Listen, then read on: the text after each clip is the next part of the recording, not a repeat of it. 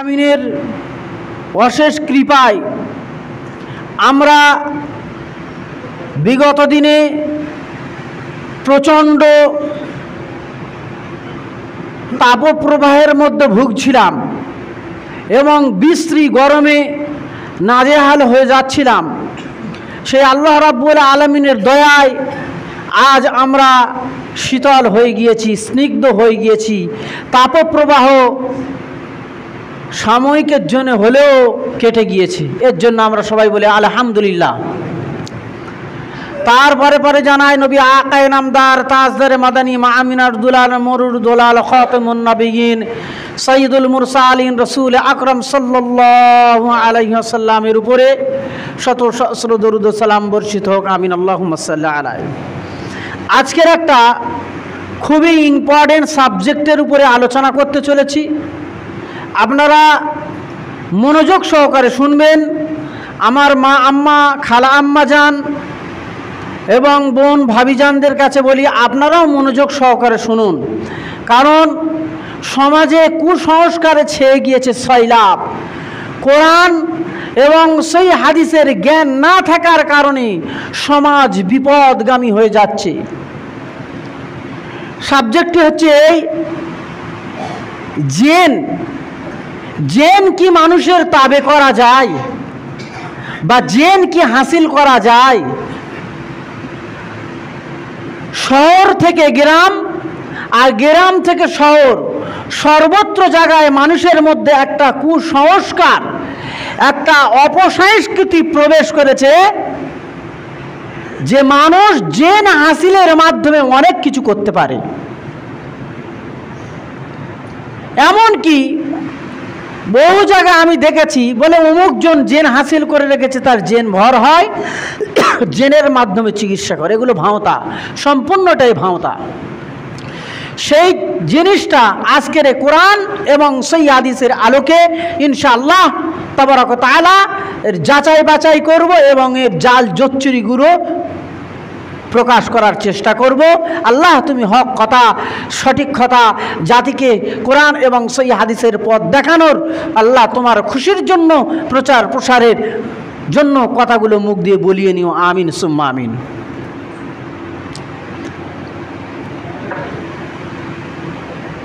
আল্লাহ রাব্বুল আলামিন প্রথমেই বলি, যে কথাগুলো আলোচনা করছি ধারাবাহিকভাবে সব একটা আলোচনা করতে গেলে বহু সময় চলে যাবে, ঘন্টা কি ঘন্টা। তাই কোরআন মাজিদের সূরাতুন নামাল 27 নম্বর সূরা 20 নম্বর আয়াত থেকে নিয়ে 44 নম্বর আয়াতের মধ্যে এই ঘটনাগুলো বর্ণনা হয়েছে এবং তফসির ইবনে কাসির, তফসিরে কুরতুবি আরও অন্যান্য তফসির গ্রন্থের ভিতরে উল্লেখ হয়েছে।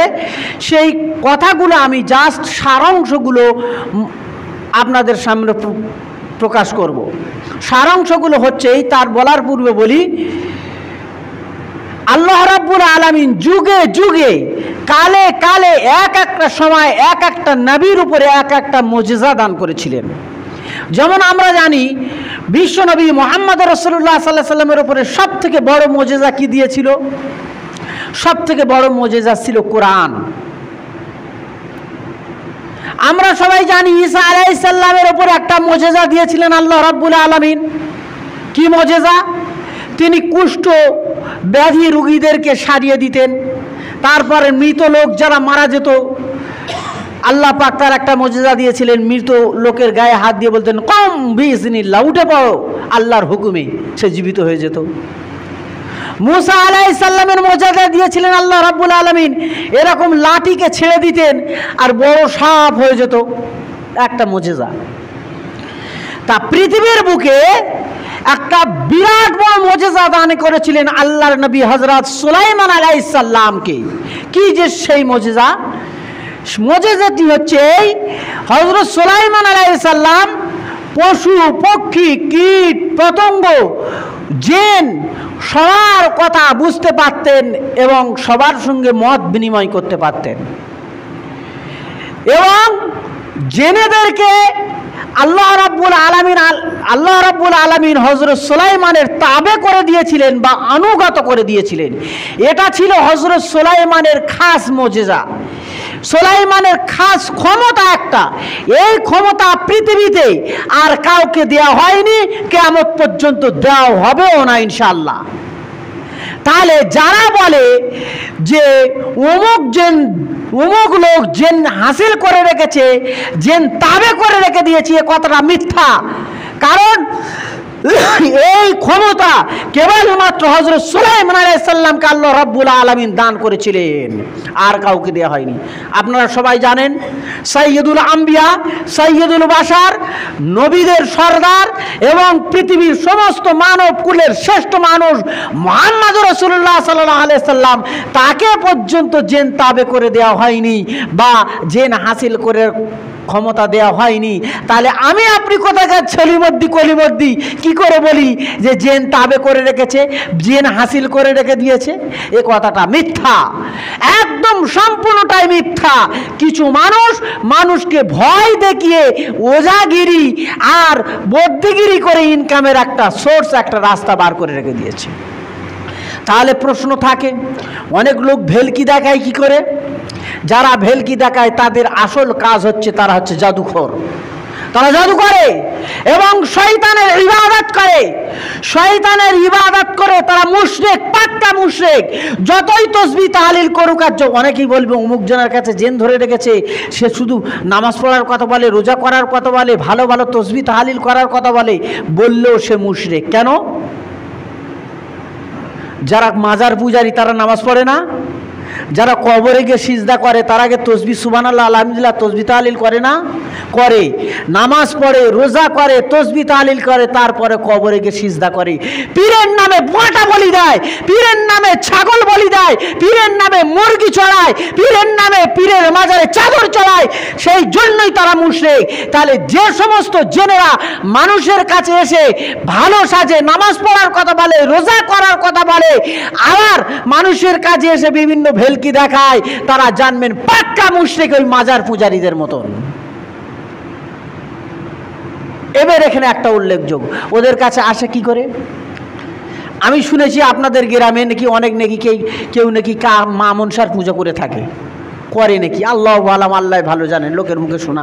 কে করে আল্লাহ পাক ভালো জানেন, আর যিনি করেন তিনিই জানেন।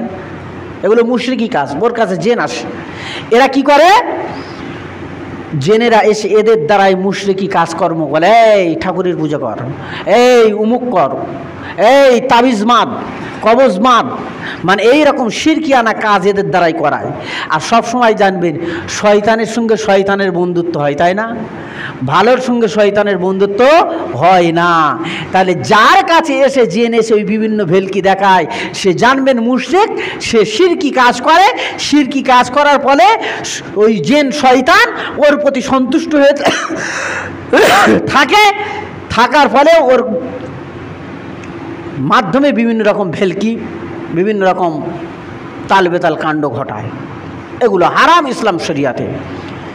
এবারে আসুন, যে কথা বলছিলাম যে হযরত সুলাইমান আলাইহিস সালামকে আল্লাহ রাব্বুল আলামিন ক্ষমতা দিয়েছিলেন। তিনি জিন, পাখি, পশু পাখি সবার ক্ষমতা বুঝতে পারতেন। আবার বলছি, কথাগুলো কোরআন মাজিদের 27 নম্বর সূরা সূরাতুন নামাল 20 থেকে নিয়ে 44 নম্বর আয়াত পর্যন্ত বর্ণনা হয়েছে, এবং তাফসীর ইবনে কাসিরও বর্ণনা হয়েছে। সেই ঘটনাগুলো সারাংশটা তুলে ধরছি। হযরত সুলাইমান আলাইহিস সালাম একদা এক স্থানে গিয়েছেন তার সৈন্য সামন্তদের নিয়ে। সৈন্য সামন্তদের নিয়ে গিয়েছেন তিনি পানির সন্ধান করার জন্য। কোনো কাজে গিয়েছেন, এখন পানির প্রয়োজন। এই পানি আমরা সবাই জানি, সরকার থেকে বিভিন্ন অফিসাররা, বিভিন্ন লোকেরা আসে না মাঝে মাঝে, কোন জায়গায় মাটির তলায় তেল আছে খনন করার পরীক্ষা করে, মাটি চেক করে তেল কোন জায়গায় আছে, তেলের খনি, সোনার খনি, এগুলো পরীক্ষা করে না? মাটি পরীক্ষা করে দেখে এখানে সোনা তলায় মাটি আছে, এই তলায় তেল আছে না সোনা আছে না গ্যাস আছে, এগুলো পরীক্ষা করে। তো ওই রকম হযরত সুলাইমান আলাইহিস সালাম পানি কোন জায়গায় আছে অনুসন্ধান করার জন্য তিনি চেষ্টা চালাতে লাগলেন। কেন? যে যাতে মানুষের পানির কষ্ট, সেই পানির কষ্ট দূর হয়ে যায়। পানি তারপরে জেনেদের দ্বারাই, যেহেতু জেন ওনার তাবে ছিল, জেন ওনার অনুগত ছিল, তাই জেনেদের মাধ্যমে সেখান থেকে পানি খুঁড়ে তেল, মানে এই মাটি খুঁড়ে পানি বার করবে। এই জন্য তিনি সব পশু পক্ষীদেরকে হাজিরে নিচ্ছেন, তারা কে কোথায় উপস্থিত আছে। উপস্থিত করতে করতে করতে করতে দেখা যাচ্ছে হুদহুদ পাখি আর এখানে উপস্থিত নেই। হযরত সুলাইমান বলছেন, হুদহুদ কোথায়? হুদহুদ যদি উপস্থিত না থেকে থাকে তাহলে তাকে উপযুক্ত শাস্তি প্রদান করা হবে, অথবা তাকে জবাই করা হবে, অথবা তাকে কঠিন শাস্তি দেওয়া হবে। কাকে? হুদহুদ পাখিকে। কোরআন বলছে। এখানে একটা প্রশ্ন, হযরত সুলাইমান আলাইহিস সালাম হুদহুদ পাখিকে কেন সন্ধান করলেন? পানি সন্ধানের জন্য। এই হুদহুদ পাখিকে আল্লাহ রাব্বুল আলামিন এমন ক্ষমতা দিয়েছেন যে মাটির তলায় কোন জায়গায় পানি আছে হুদহুদ পাখি দেখতে পারেন, বুঝতে পারেন। আল্লাহ পাক তার সেই জ্ঞান দিয়েছে। আকাশে উঠতে উঠতে ও মাটির তলায় কোন জায়গায় পানি আছে সেটাও বুঝতে পারেন। আল্লাহ পাক সেই ক্ষমতা দিয়েছেন। আমাদের বিজ্ঞানীরা মাটির ওপরের থেকে মেশিন বসিয়ে তলায় থেকে সন্ধান নিচ্ছে মাটির তলায় কতটা পেট্রোল আছে, মাটির তলায় কতটা ডিজেল আছে, মাটির তলায় কতটা সোনা আছে, মাটির তলায় কতটা গ্যাস আছে। আর আল্লাহ রাব্বুল আলামিন হুদহুদ পাখির এমন ক্ষমতা দিয়েছেন, ওপরে উঠতে উঠতে মাটির তলায় কোন জায়গায় পানি আছে সে দেখতে পায়। সেই ক্ষমতা আল্লাহ রাব্বুল আলামিন দিয়েছেন। সুবহানাল্লাহ। তা সেই জন্য হাদিসে এসছে 4টে প্রাণীকে হত্যা করতে নিষেধ করেছেন আল্লাহ রাসূল। এক হচ্ছে পিপিলিকা, 2 আপনার হুদহুদ পাখি, পিপিলিকা, হুদহুদ পাখি, মৌমাছি, ব্যাঙ, এগুলো মেরে ফেলতে নিষেধ করা হয়েছে। হুদহুদ পাখি যখন এরকম হযরত সুলাইমান আলাইহিস সালাম বলছেন যে হুদহুদ যদি আজকের উপযুক্ত কারণ না দর্শাতে পারে তাহলে তাকে জবাই করব অথবা হত্যা করব। এমতো অবস্থায় হুদহুদ এসে উপস্থিত। হুদহুদ এসে বলছেন, হুজুর আমি এমন এক জায়গা থেকে আসছি, এমন এক সংবাদ নিয়ে আসছি যে সংবাদ, যে খবর আপনার কাছে নেই আমার কাছে আছে। এখানে একটা কথা উল্লেখযোগ্য, এখান থেকে আরো একটা মশলা সাবিত হয়। হযরত সুলাইমান আলাইহিস সালাম তিনি রাজত্ব করতেন বা বাদশাহী করতেন যে এলাকায়, সে তার পার্শ্ববর্তী দেশে সাবা দেশ, এই সাবা দেশে এক নারী ছিল, তার নাম ছিল বিলকিস। সে রাজত্ব করত এবং সূর্যের পূজা করত। এই খবরটা হযরত সুলাইমান আলাইহিস সালাম জানতেন না, অথচ তার পাশের রাজ্য তিনি জানতেন না। এই খবরটা হুদহুদ পাখি জেনে এসে হযরত সুলাইমান আলাইহিস সালামকে জানাচ্ছেন। এখান থেকে একটা কথা উল্লেখযোগ্য, যারা বলে আমাদের পীর সাহেবরা গায়েবী খবর জানে, পীর সাহেব বলে দিতে পারে তোমার কি হয়েছে। অনেকে বলে না তোমার হাত দেখে বলে দেবে তোমার অমুক হয়েছে তমুক হয়েছে, তোমার এখান থেকে বড় বড় ফাঁড়া যাচ্ছে, অনেকেই বলে না তোমার বড় বড় ফাঁড়া যাচ্ছে, এই ফাঁড়ার জন্য তোমার এই বিপদ আসতে পারে, এর 2টো বিপদ তোমার পার হয়ে গেছে, হ্যাঁ আবার সামনে একটা বিপদ আসতে চলেছে, তুমি ভালো টাকা ইনকাম করো কিন্তু রাখতে পারো না। অনেকেই বলে না হাত দেখে, এরা পাক্কা শয়তান, হারামজাদা একদম। কোন মানুষের কাছে হাত দেখাবেন না। আর যে সমস্ত পীরেরা, যে সমস্ত ফকিরেরা এই ধরনের কথাবার্তা বলে, এদের হত্যা পর্যন্ত করে দেওয়া যায়, এদের হত্যা পর্যন্ত করে দেওয়া যায়। তাই এই সমস্ত কাজ থেকে বেঁচে থাকতে হবে। গায়েবের খবর একমাত্র আল্লাহ ছাড়া কেউ জানেন না। এত বড় নবী হযরত সুলাইমান আলাইহিস সালাম, তার পাশের রাজ্যে রানী বিলকিস তারা সূর্যের পূজা করে, তিনি এই খবরটা রাখতেন না, জানতে পারলেন না। যদি হযরত সুলাইমান আলাইহিস সালাম গায়েবের খবর জানতেন তাহলে কিন্তু ওই পাশের রাজ্যে রানী বিলকিস সূর্যের পূজা করে এটা তিনি জানতে পারতেন, অথচ তিনি জানতেন না। শুধু তাই নয়, আরো কয়েকটা উদাহরণ দিই। রাসূল সাল্লাল্লাহু আলাইহি সাল্লাম মা আয়েশাকে নিয়ে এক যুদ্ধে গিয়েছেন, এক সফরে গিয়েছেন। মা আয়েশার গলার হার হারিয়ে গিয়েছে, আল্লাহ রাসূল জানতেন না। তাহলে এখান থেকেও প্রমাণ হয় নবীরা গায়েবী খবর জানে না। হ্যাঁ, নবীরা গায়েবী খবর জানে না। তাহলে নবীরা যখন গায়েবী খবর জানে না, তোমার পীর ফকির কি করে গায়েবী খবর জানতে পারে? হ্যাঁ, এবারে হযরত সুলাইমান তখন একটা চিঠি লিখলেন। বিসমিল্লাহির রহমানির রহিম রানী বিলকিসের কাছে যখন পাখি এসে খবর দিল হুদুদ যে অমুক রাজ্যে আপনার পাশের রাজ্য তারা সূর্যের পূজা করে, তাদের দুনিয়ার শান শৌকতে তারা ভুলে আছে, তখন হযরত সুলাইমান আলাইহিস সালাম এক চিঠি লিখলেন যে রানী বিলকিসের কাছে আপনি মুসলিম হয়ে যান, আপনার অহংকার ছেড়ে দেন, ওই আপনি আমার কাছে সাক্ষাৎ করুন আর আল্লাহর দিকে ফিরে আসুন, এইরূপ বলে একটা তিনি ইসলামের দাওয়াত দেওয়ার জন্য একটা চিঠি লিখে দিলেন। চিঠির বাহককে হুদুদ পাখি, আর হুদুদ পাখিকে বলে দিল তুমি এই চিঠি নিয়ে রানী বিলকিসের কাছে পৌঁছে দেবে, দেওয়ার পর তুমি অপেক্ষা করবে, লক্ষ্য করবে তাদের প্রতিক্রিয়া কি। এখানে একটা জিনিস উল্লেখযোগ্য, চিঠি বয়ে নিয়ে যাচ্ছে কে? একটা পাখি, ছোট্ট পাখি, এ আমাদের যেমন চড়ুই পাখি না, চড়ুই পাখি বাবুই পাখি কতটুকু এতটুকু, এই রকম এই ধরনের পাখি যার নাম হচ্ছে হুদহুদ, তার ডানাতে চিঠি দিয়ে ডানায় করে চিঠি নিয়ে গিয়ে কোথায় চলে গেল? কোনো গল্প নয়, কোরআনের কথা, সূরা নামাল 27 নম্বর সূরা দিয়ে হুদুদ পাখি চিঠি নিয়ে চলে গেল। রানী বিলকিস এক গৃহে আছে, এক গৃহে তার নির্জন ঘরে বসে আছে, সেই সময় আপনার হুদুদ পাখি সেখানে চিঠিটা ফেলে দিয়ে সাইটে চলে গেল, গিয়ে বসে আছে দেখছে। রানী বিলকিস তখন চিঠি পড়ে তিনি অবাক হয়ে গেলেন এবং তিনি ভাবতে লাগলেন কি করা যায়। চিঠি পড়ার পর তার সবার পরিষদ যারা আছে, তার নেতা মন্ত্রী, তার জনগণ যারা আছে, তার সদস্য যারা আছে তাদেরকে ডাকলেন, ডেকে বললেন যে সুলাইমান আলাইহিস সালাম আমাদেরকে চিঠি দিয়েছে এবং তার দাওয়াত আমাদেরকে কবুল করার জন্য আহ্বান করেছে, তোমরা কি বলছো বলো। তখন ওনার সভা পরিষদ তারা বলছে, রানীমা আমরা যথেষ্ট শক্তিশালী যোদ্ধা, আপনি যদি যুদ্ধ করতে চান তাহলে আমরা প্রস্তুত আছি, এখন কি করবেন আপনি দেখুন। এখানে একটা কথা উল্লেখযোগ্য, চিন্তা করুন, রানী বিলকিস যখন তার কাছে চিঠি এসেছে, রানী বিলকিস জনগণের কাছ থেকে মত নিচ্ছে কি করব, তার জনগণ যারা আছে জনগণের কাছে মত নিচ্ছে কি করব, হ্যাঁ পরামর্শ করতে চাইছে।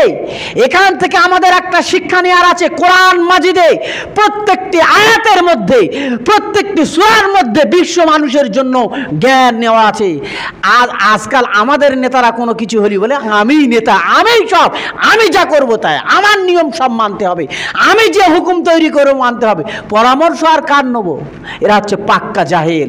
সেই জন্যই কোরআন মাজিদে সূরাতুল ফুরকান আল্লাহ রাব্বুল আলামিন বলছেন ক্বালু জাহিলুনা সালামা, যখন জাহেল লোকদের সঙ্গে কি হবে, জালু মিলবে, সাক্ষাৎ করবে, তখন তোমরা তাদেরকে সালাম করো, সালাম করো। সেই জন্য জাহালাত থেকে আমাদের বাঁচতে হবে। হ্যাঁ, যে নেতা হবে, এই আয়াত থেকে আমাদের শিক্ষা নেওয়ার আছে, যে নেতা হবে যখন কোনো সিদ্ধান্ত, বড় সিদ্ধান্ত নিতে হবে, জনগণের পরামর্শ অনুযায়ী, জনগণ কি বলছে তাদের পরামর্শ গ্রহণ করতে হবে। তা রানী বিলকিস তার জনগণের কাছে পরামর্শ নিলে জনগণ বলল আপনি কি করবেন এখন দেখুন। আবার জনগণ তখন এর উপরে ছেড়ে দিল। তখন রানী বিলকিস কি করলেন, এক চিঠি লিখলেন আর কিছু উপঢৌকন, সোনা মণি মাণিক্য দামি উপঢৌকন হযরত সুলাইমান আলাইহিস সালামের কাছে পাঠিয়ে দিলেন। কেন পাঠিয়ে দিলেন? এই জন্য পাঠিয়ে দিলেন যে হযরত সুলাইমান যদি আমার রাজ্য দখল করার তার ইচ্ছা থাকে, তাহলে এই উপঢৌকন দামি সোনা দানা এগুলো পাওয়ার পর সে চুপ হয়ে যাবে, আর প্রতি বছরে বছরে আমি তার কাছে কি করব, উপঢৌকন পাঠিয়ে দেবো, এইরকম সোনাদানা পাঠিয়ে দেবো, আর হযরত সুলাইমান আমার উপরে আক্রমণ করবে না। যখন এইগুলো পাঠিয়ে দিল, হযরত সুলাইমান আলাইহিস সালাম এই উপঢৌকনগুলো পাওয়ার পর তিনি বললেন, তোমরা আমার কাছে ঘুষ দিতে এসেছো, আমার কাছে ঘুষ দিতে এসেছো, আমি এগুলো নিতে চাইনি, তোমরা সারেন্ডার করো। যখন এই উত্তর আসলো রানী বিলকিসের কাছে, রানী বিলকিস তখন কি করলেন, রানী বিলকিস তখন তৈরি হলেন হযরত সুলাইমান আলাইহিস সালামের কাছে যাওয়ার জন্য, হযরত সুলাইমান আলাইহিস সালামের কাছে আসার জন্য, আত্মসমর্পণ করার জন্য। আসার পূর্বে হযরত বিলকিস কি করলো, তার যে বিরাট রাজপ্রাসাদ ছিল, বিরাট বড় একটা সিংহাসন ছিল, সেই সিংহাসনটা তাফসীর ইবনে কাসির লিখছে একটা বিরাট প্রকোষ্ঠের মধ্যে, একটা ঘরের মধ্যে, প্রাসাদের মধ্যে রেখে দিয়ে তালা মেরে, ঘরের মধ্যে ঘর, ঘরের মধ্যে ঘর, এইরকম ঘরের মধ্যে তালা মেরে সিংহাসনটা রেখে কিছু লোকজন তার সহচর নিয়ে হযরত সুলাইমান আলাইহিস সালামের কাছে দেখা করার জন্য আসলেন। এদিকে হযরত সুলাইমান আলাইহিস সালাম কি বলতে লাগলেন? হযরত সুলাইমান বললেন, আচ্ছা তোমাদের মধ্যে কে আছো? রানী বিলকিস আমার এখানে যে আসছে, আসার পূর্বেই এই চেয়ারটা, রানীর সিংহাসনটা আমার কাছে নিয়ে আসতে পারবে কে? কোরআন বলছে তখন একজন দৈত্যবাচী জিন বলল, হুজুর, যেহেতু জিন হযরত সুলাইমানের তাবে ছিল, হুজুর আপনি আমার আদেশ করুন, আমি আমানতদার, আমি আপনার ওই চেয়ারকে আপনার কাছে এনে দেবো। হযরত সুলাইমান আলাইহিস সালাম তার প্রস্তাব গ্রহণ করলেন না। শেষে একজন কিতাবের জ্ঞান ছিল যার কাছে, সে কিতাবের জ্ঞানের বদৌলতে, আল্লাহর অনুগ্রহতে সে বলল যে হুজুর, চোখের পলক না ফেলতে ফেলতে সিংহাসন আপনার কাছে এসে হাজির হয়ে যাবে।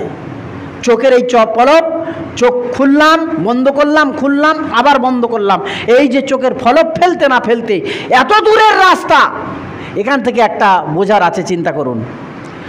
এই চোখের পলক ফেলতে না ফেলতে, ধরুন আপনার ইয়ামান দেশ, সাবা দেশ মানে তৎকালীন, এখন বর্তমান যেটা ইয়ামান, বা ইয়ামান দেশ যেটা এখন বর্তমানে, এই ইয়ামানের যুদ্ধ চলছে না আপনার পাশে, ফিলিস্তিন, ইয়ামান, সিরিয়া সব পাশাপাশি দেশ। হ্যাঁ, তো এই লং রাস্তা চোখের পলক না ফেলতে ফেলতে চলে আসছে সিংহাসনটা। আর আজকের আমাদের এখান থেকে কলকাতায় একটা ট্রেনে যেতে গেলে ক ঘন্টা লাগে? 2 ঘন্টা, 3 ঘন্টা, 1 ঘন্টা, খুব হাই স্পিড ট্রেন উঠলে 10 মিনিট লাগুক কলকাতা। অথচ চোখের পলক না ফেলতে ফেলতে এই চোখ খোলা আর বন্ধ করা, এই মধ্যেই সিংহাসন এসে হাজির হযরত সুলাইমানের কাছে। এবার হযরত সুলাইমান কি বললেন, তোমরা এই সিংহাসনটার কিছু পরিবর্তন করে দাও। পরিবর্তনটা কি? পরিবর্তনটা হচ্ছে এর যেই সিংহাসনের যে কারুকার্য আছে, কোরআন বলছে এই কারুকার্যর সামনের কারুকার্যগুলো পিছনে করে দাও, আর পিছনের কারুকার্যগুলো সামনে করে দাও। এইভাবে কারুকার্য অদল বদল করে দেওয়া হলো। হযরত সুলাইমান আলাইহিস সালামের প্রাসাদটা সুন্দরভাবে সাজিয়ে তুললো, কাঁচ দিয়ে এমন কারুকার্য তৈরি করলো, দিয়ে চেয়ার সেখানে রেখে দেওয়া হলো। রানী বিলকিস যখন আসছেন, এসে যখন প্রাসাদে ঢুকবেন, তখন উনি ভাবলেন যেখানে পানি আছে, জলাশয়, সেই জন্য উনি এরকম কাপড় তুললেন। কোরআন বলছে যে ওনার বিলকিসের এই পায়ের গুটলি, এই গোছা বার হয়ে গেল, আলগা করলো। উনি ভেবেছেন এখানে পানি আছে, অথচ পানি নেই, এমনভাবে কারুকার্য করা আছে। দিয়ে হযরত বিলকিস তিনি কি করলেন, লজ্জিত হলেন। যখন পানি যখন দেখতে পেলেন না, তখন লজ্জিত হলেন। দিয়ে যখন সুলাইমানের রাজপ্রাসাদে পৌঁছালো, জিজ্ঞাসা করা হচ্ছে বিলকিসকে, আচ্ছা এই সিংহাসনটা কি আপনার? বিলকিস তখন অবাক হয়ে গেলেন, কি সর্বনাশ, যে আমি এই সিংহাসন ঘরের মধ্যে তালাবদ্ধভাবে রেখে এসেছি, সেই সিংহাসন এখানে কি করে আসতে পারে? সেই জন্য রানী বিলকিস কি বলল, উত্তর দিচ্ছেন কেমন, এটা আমার সিংহাসন নয়, তবে আমার সিংহাসনের মতন দেখতে, আমার সিংহাসনের মতন। কি বুঝলেন? পরিশেষে হযরত সুলাইমানের বর্ষতা স্বীকার করে এই বিলকিস ইসলাম কবুল করেছিল। এটা কেন করলেন? হযরত সুলাইমান দেখাতে চাইলেন যে ওই যে এক চোখের পলক না ফেলতে ফেলতে আল্লাহ রাব্বুল আলামিনের অশেষ অনুগ্রহে রানীর বিলকিসের চেয়ার হযরত সুলাইমান আলাইহিস সালামের কাছে এসে পৌঁছে গেল। এ কোনো সাধারণ মানুষের কাজ নয়, এটা আল্লাহর অসীম ক্ষমতা। এই ক্ষমতা প্রত্যক্ষ করলেন কে? রানী বিলকিস। 2, হযরত সুলাইমান আলাইহিস সালাম এর প্রাসাদে ঢুকতে গিয়ে উনি ভাবলেন যে এখানে হয়তো পানি আছে, জলাশয়, অথচ পা যখন দিলেন তিনি বুঝলেন পানি নেই। হযরত রানী বিলকিস বুঝতে পারলেন যে তিনিও এই রকম এতদিন ধোঁকায় ছিল, শয়তান তাদেরকে ভুলিয়ে রেখেছিল, শয়তান তাদেরকে মনে করে রেখে দিয়েছিল যে সূর্যই হচ্ছে আমাদের দেবতা, সূর্যই হচ্ছে আমাদের পূজা অর্চনা করার অধিকার রাখে, সূর্যের পূজা করতে হবে। যেমন দেখবেন ভারতবর্ষে আজ কিছু মানুষ আগুনের পূজা করে, দেখবেন এরা সেই নূহ আলাইহিসসালামের কওম। বিলকিস রানী ছিল নূহ আলাইহিসসালামের বংশধর। তা ভারতবর্ষের যারা এই অগ্নি পূজা করে, মূর্তি পূজা করে, এরাও সেই আপনার নূহের বংশধর। নূহের বংশধরেরা পরবর্তীকালে আল্লাহকে ভুলে গিয়ে মূর্তি পূজা শুরু করেছিল। দেখবেন গঙ্গায় স্নান করতে নেমে সূর্যমুখ হয়ে যখন সূর্য ওঠে এরকম সূর্য প্রণাম করে, সূর্য প্রণাম করে। এগুলো শিরক কাজ। তা বিলকিস কি করলো, যে ওখানে পানি ভেবে পা দিলেন অথচ পানি নেই, ঠিক ওই রকম এতদিন যাকে সূর্য ভেবে, মাবুদ ভেবে, রব ভেবে ইবাদত করেছিল, প্রকৃত সে রব নয়। হযরত রানী বিলকিস সেটা ইসলাম কবুল করেছিলেন। এখান থেকে আমাদের শিক্ষা নেওয়ার আছে কটা, উপসংহারে কয়েকটি কথা বলি, ঘটনা শেষ হয়ে গেল। এর পিছনে অনেক রকম লম্বা চওড়া কেসা কাহিনী জুড়ে দেওয়া হয়, যেগুলো কোরআনে বর্ণনা করা হয়নি, যেগুলো হাদিসে বর্ণনা করা হয়নি। আমি কেবলমাত্র সারাংশটুকু বললাম। এখান থেকে কয়েকটি আমাদের শিক্ষা নেওয়ার আছে। এক, জেন তাবে কেউ করতে পারে না, এর ক্ষমতা কেবলমাত্র এক হযরত সুলাইমান আলাইহিস সালামকে দেওয়া হয়েছিল। দুই, গায়েবের খবর কেউ জানে না এক আল্লাহ রাব্বুল আলামিন ছাড়া।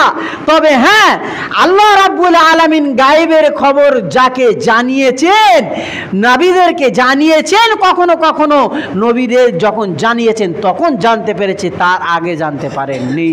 সুতরাং এটা বলার অবকাশই রাখে না যারা দাবি করে যে আমরা গায়েবের খবর যে রাখি, বলতে পারি, এরা হচ্ছে পাক্কা মিথ্যুক। তিন, এই কোরআনের আয়াত এবং এই ঘটনা থেকে আমাদের শিক্ষা নেওয়ার আছে, যিনি জনগণের নেতা হবে, যিনি জনগণের প্রতিনিধি হবে, জনগণের কাছে জনগণের সঙ্গে পরামর্শ করে কাজ করতে হবে। তিন, এখান থেকে আমাদের শিক্ষা নেওয়ার আছে এক আল্লাহ ছাড়া কারোর ইবাদত করা যাবে না। চার, এখান থেকে আমাদের শিক্ষা নেওয়ার ঘটনা আছে হচ্ছে এই যে চকচক করলে শোনা হয় না, চকচক করলে শোনা হয় না। সূর্যের তেজ, সূর্যের আলো, সূর্যের ক্ষমতা রাত দিন হয়, এটা দেখে তারা ভাবতো, তারা মনে করতো শয়তান তাদের ভুলিয়ে রেখেছিল, এটাই তোমাদের দেবতা, এটাই তোমাদের রব। কিন্তু প্রকৃতপক্ষে সূর্য তাদের দেবতা নয়, সবার রব হচ্ছে সেই আল্লাহ, যিনি সূর্যের রব, যিনি এই পৃথিবীর সৃষ্টিকর্তার রব, যিনি আমার আপনার সৃষ্টিকর্তার রব, তিনিই হচ্ছে আল্লাহ। কুল হুয়াল্লাহু আহাদ আল্লাহুস সামাদ লাম ইয়ালিদ ওয়া লাম ইউলাদ ওয়া লাম ইয়াকুল লাহু কুফুয়ান আহাদ। সেই জন্য চিকচিক করলেই শোনা হয় না। যেটা ভাবছি চিকচিক করছে এটা শোনা নয়, নাও হতে পারে, সেটা আপনার ডুপ্লিকেট শোনা হতে পারে, নকল শোনা হতে পারে। এ থেকে আমাদের বেঁচে থাকতে হবে।